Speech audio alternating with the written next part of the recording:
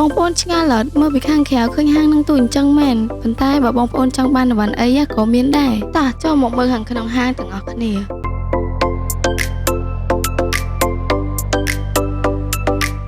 ចំពោះ laptop មានច្រើន model មិនថា Office ឬក៏ Gaming បងប្អូនអាចមកមើលផ្ទាល់នៅហាងបានក្រៅពី laptop នៅក្នុងហាងក៏មាន accessory ជាច្រើនដូចជា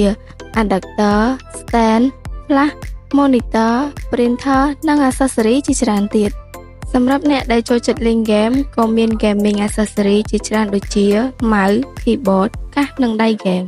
ហាង Vitech Computer ក៏មានសេវាកម្មជួសជុលផ្លាស់ប្ដូរគ្រឿងបន្លាស់ទាំង laptop និង desktop គ្រប់ប្រភេទជាមួយនឹងទំនុកចិត្តខ្ពស់រីឯទីតាំងហាងស្ថិតនៅលើផ្លូវកម្ពុជាក្រោមកែង Stop DN ទល់មុខក្រសាំងសុខគីមិច